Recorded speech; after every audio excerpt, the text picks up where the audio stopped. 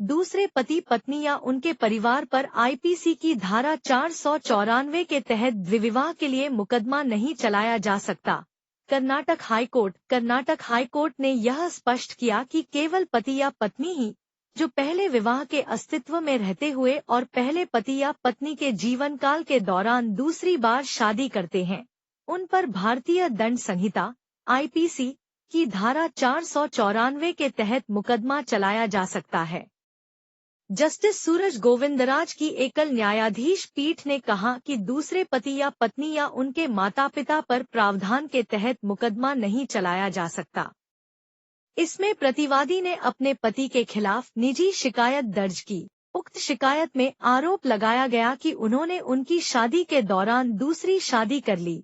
उसने पति की दूसरी पत्नी और उसके परिवार को भी इस आधार पर कार्यवाही में एक पक्ष बनाया कि उन्होंने दूसरे विवाह समारोह में भाग लिया था।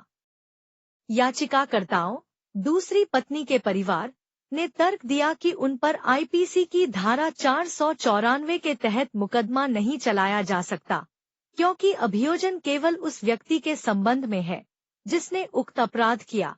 यह तर्क दिया गया कि केवल इसलिए कि याचिकाकर्ताओं ने विवाह समारोह में भाग लिया, उन पर आईपीसी की धारा 494 के तहत दंडनीय अपराध के लिए मुकदमा नहीं चलाया जा सकता। प्रतिवादी ने तब तर्क दिया कि ट्रायल कोर्ट यहां याचिकाकर्ताओं के खिलाफ आईपीसी की धारा 506 के तहत उकसाने का आरोप लगा सकता है।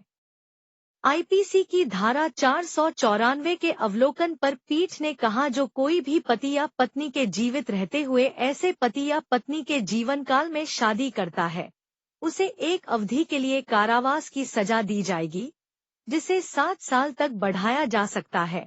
हालांकि कुछ अपवाद दिए गए हैं, वे अपवाद वर्तमान मामले में लागू नहीं होंगे।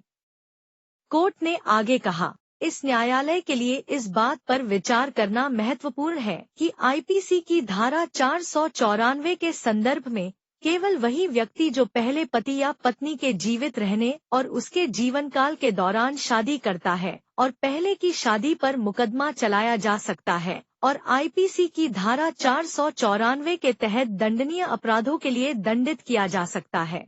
उक्त प्रावधान उस व्यक्ति पर आईपीसी की धारा 494 के तहत मुकदमा चलाने पर विचार भी नहीं करता, जिससे पति या पत्नी ने शादी की है। पिता, माँ और बहन को तो छोड़ ही दीजिए, जिन्होंने शादी में हिस्सा लिया या शामिल हुए। यह देखते हुए कि शिकायत में लगाया गया एकमात्र आरोप यह है कि याचिकाकर्ताओं को प्रतिवादी के पति की यह दूसरी शादी होने की जानकारी थी, कोर्ट ने कहा, इसमें ऐसा कोई दावा नहीं किया गया कि उन्हें शिकायतकर्ता और आरोपी नंबर 1 के बीच मौजूदा विवाह के बारे में पता था।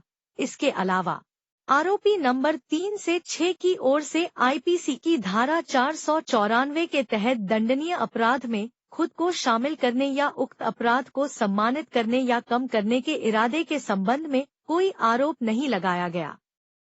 तदनुसार इसने याचिका स्वीकार कर ली। केस टाइटल, थिमप्पा और अन्य तथा भारती।